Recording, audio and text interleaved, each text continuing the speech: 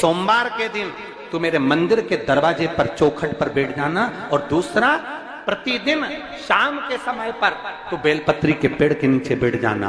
जो तेरी बेल वृक्ष के नीचे सेवा करने आए, जो शंकर जी के मंदिर में सोमवार को जल चढ़ाने आए, उसका जो पात्र जल चढ़ाकर जब वो घर लेकर जाए, उसके पीछे पीछे, पात्र के पीछे पीछे तू जाना और उसके घर में लक्ष्मी का भंडार भरकर आए। लक्ष्मी बेलपत्र के वृक्ष के नीचे तू विराजमान हो जा।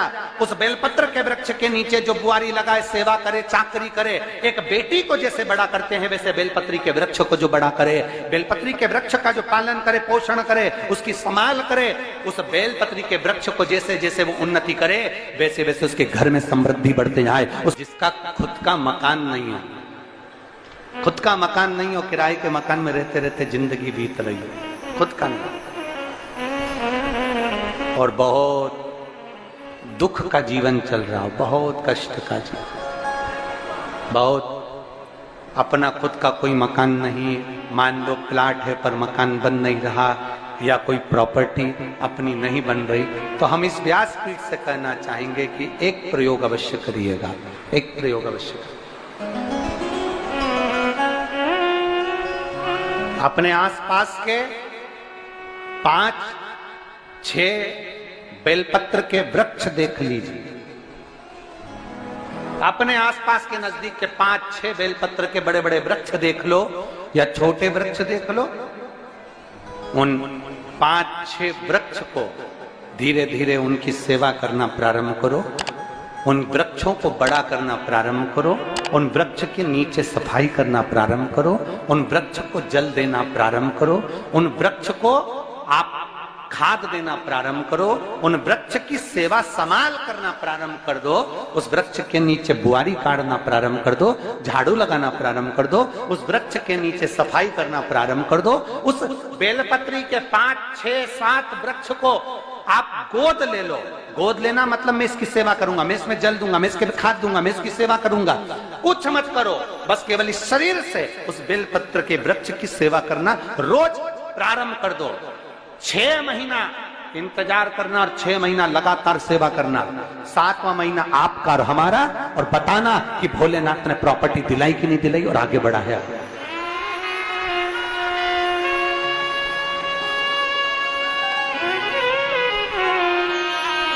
एक बेलपत्र का वृक्ष जिसके नीचे माता लक्ष्मी विराजमान होती है, एक बेलपत्र के वृक्ष के नीचे लक्ष्मी रहती है। दुनिया के लोग कहते हैं लक्ष्मी जी का दिन कौन सा है, बोलो जम के जल्दी से। शुक्रवार। दुनिया के लोग कहते हैं लक्ष्मी जी का दिन शुक्रवार है, पर माता लक्ष्मी से पूछा जाए कि तुम्हारी माता ख्याति देवी नारायण भगवान के साथ तुम्हारी शादी नहीं कर रही थी, शंकर को लक्ष्मी दे रही थी, तब तुमने भगवान शंकर से विनती करी, भोले बाबा मैं नारायण से प्रेम करती हूँ, भगवान नारायण से मेरा विवाह हो। तो माता ख्याति देवी से शंकर भगवान ने विनय कर कर कहा कि लक्ष्मी जी का विवाह नारायण के साथ कर दिया जाए। भगवान नारायण के साथ जब लक्ष्मी जी का विवाह हो गया, तब लक्ष्मी जी हाथ जोड़कर बोलती हैं, बाबा मेरा विवाह नारायण के साथ हो गया, पर मैं आपके चरणों की सेवा करना चाहती हूँ, बाबा आप कृपा करिए कि मैं क्या करूं आपके लिए। शंकर भगवान कहते हैं लक्ष्मी बस 2 चीजें कर दे, एक सोमवार के दिन तू मेरे मंदिर के दरवाजे पर चौखट पर बैठ जाना, और दूसरा प्रतिदिन शाम के समय पर तू बेलपत्री के पेड़ के नीचे बैठ जाना। जो तेरी बेल वृक्ष के नीचे सेवा करने आए, जो शंकर जी के मंदिर में सोमवार को जल चढ़ाने आए, उसका जो पात्र जल चढ़ाकर जब वो घर लेकर जाए, उसके पीछे पीछे, पात्र के पीछे पीछे तू जाना और उसके घर में लक्ष्मी का भंडार भरकर आए। लक्ष्मी बेलपत्र के वृक्ष के नीचे तू विराजमान हो जा।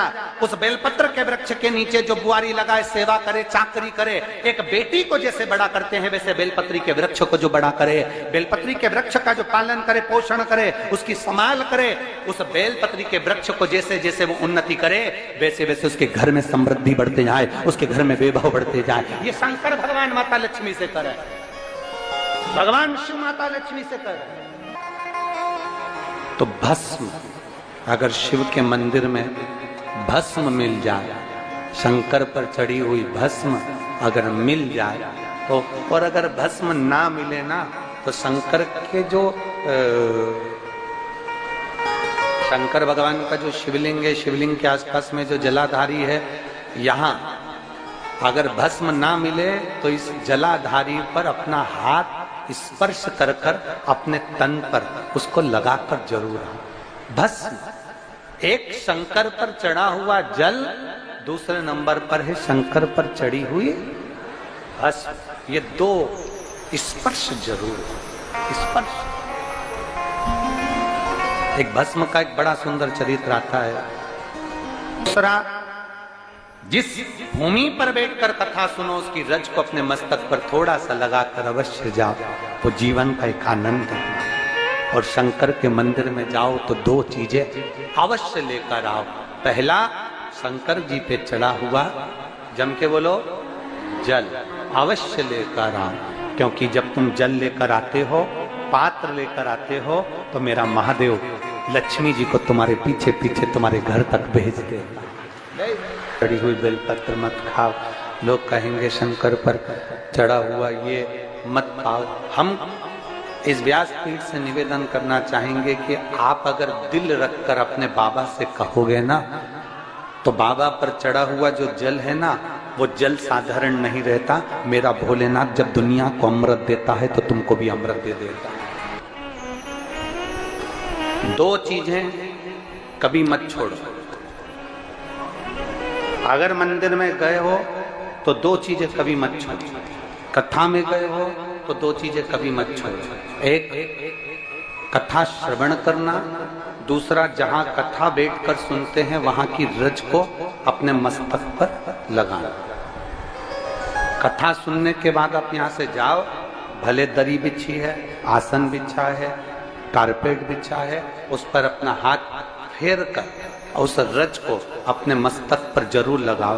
क्योंकि शिव पुराण में, भागवत पुराण में, स्कंद पुराण में, कुर्म पुराण में, नर्मदा पुराण में, लिंग पुराण में, नारद पुराण में, ब्रह्म वैवर्त पुराण में, जितनी भी पुराणे हैं, सब पुराणों में लिखा है कि जिस स्थान पर बैठकर हम भगवान की कथा को सुनते हैं, उनको याद करते हैं, जितनी देर हम उनको याद करते हैं उतनी देर वो परमात्मा उस स्थान पर बैठा हुआ रहता है। हाथ रखकर बोलना, शंकर भगवान से तुम्हारा रिश्ता कौन सा? शिव जी से आपका कौन सा रिश्ता?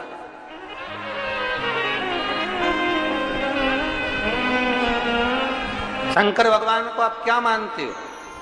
हमने आपको एक संबंध बताया था कि सीहोर कुबेरेश्वर धाम आपका मायका है, तो हम आपके भाई हैं, तो शंकर भगवान आपके पिता हैं, आपके बाप हैं, आपका बाबा है, आपका दादा है।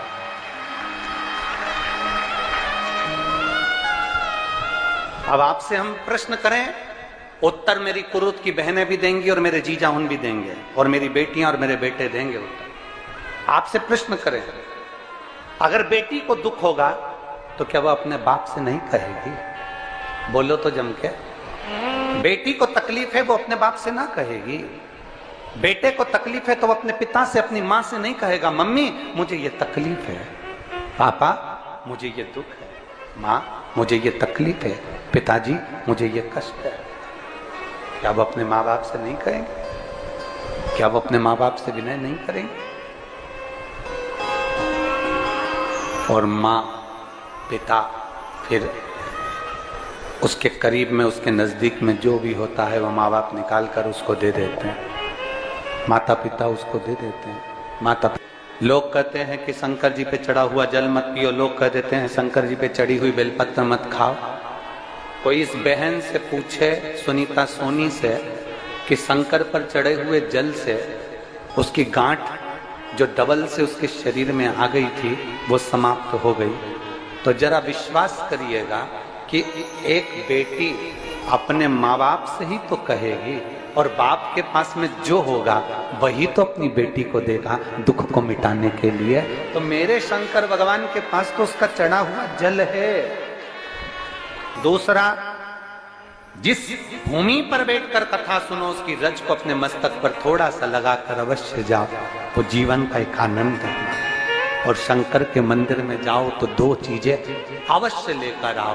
पहला, शंकर जी पे चढ़ा हुआ जम के बोलो, जल अवश्य लेकर आओ, क्योंकि जब तुम जल लेकर आते हो, पात्र लेकर आते हो, तो मेरा महादेव लक्ष्मी जी को तुम्हारे पीछे पीछे तुम्हारे घर तक भेज देगा। दो चीजें लेकर अवश्य आओ, और शिव पुराण में जाओ तो दो चीजें लेकर अवश्य जाओ। पहले नंबर पर शंकर की कथा और अपने अंदर विश्वास कि मेरे महादेव की मैंने कथा सुनी है, अब मैं भटकूंगी नहीं। सारी दुनिया में मैंने ठोकर खा ली, अब कहीं ठोकर नहीं खाऊंगी, अब तो दरवाजे पर महादेव के जाऊंगी, बाकी क्या। दूसरा, कथा में बैठी हूं बाबा के इस रज को, ये रज नहीं है, ये धूल नहीं है, ये मेरे बाबा के कैलाश 12 ज्योतिर्लिंग का चंदन है, इसको मस्तक चढ़ाऊंगी अपने हृदय से। लाते हो आप लोग?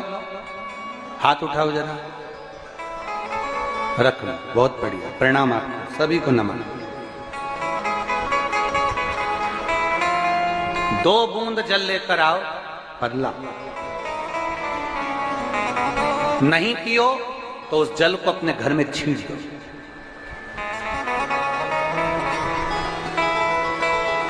नहीं पी सकते, उस जल को छींट दो। सारे घर के लोग नहीं पी रहे, उस जल को मटके में डाल दो, हंडे में डाल दो। 2 बूंद जल हंडे में डाला, सब पी गई। आपको अलग अलग किसी को देने की जरूरत नहीं पड़ी, किसी को नहीं। हंडे में डाल दो, मटके में डाल दो, सब उस पानी को पीना प्रारंभ।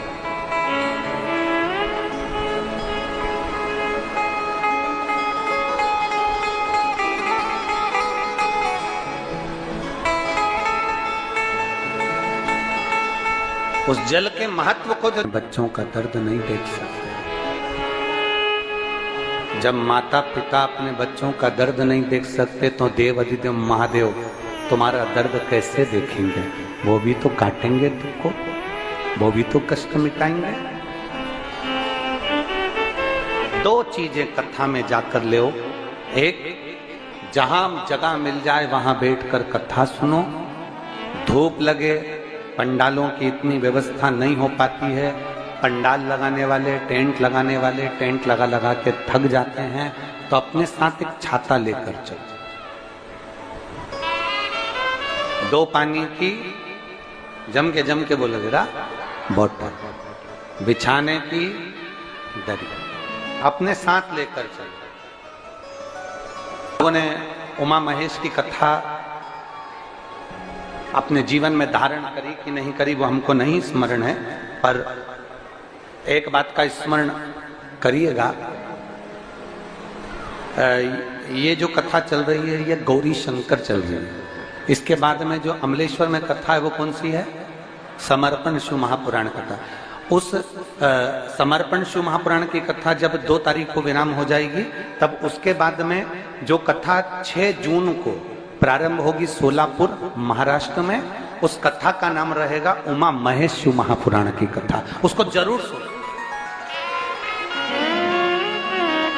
सोलापुर में जो 6 जून से कथा होगी उसका नाम उमा महेश शिव महापुराण। उसको सुनना, श्रवण करना, उसको धारण करना है।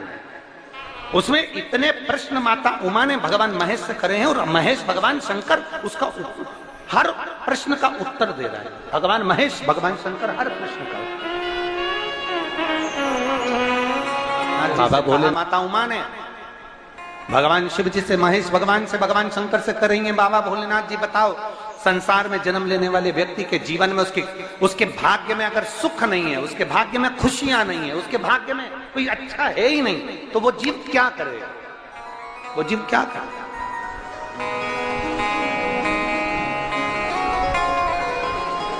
भगवान शंकर कह रहे हैं, पार्वती, संसार में जन्म लेने वाला मनुष्य अगर उसके भाग्य में सुख नहीं, उसके भाग्य में अगर खुशियां नहीं है, उसके भाग्य में अगर सुख नहीं है, उसके भाग्य में अगर अच्छा नहीं है, पत्रिका दिखा ली सुख नहीं है, कार्य कर कर देख लिया सुख नहीं है, तकलीफ उसकी जिंदगी में चल ही चल रही है, तो भगवान शंकर कहते हैं, भगवान महेश कहते हैं, उमा, उस मनुष्य को दूसरे का अच्छा करना प्रारंभ कर देना चाहिए, तो उसकी अच्छाई अपने आप सामने आना प्रारंभ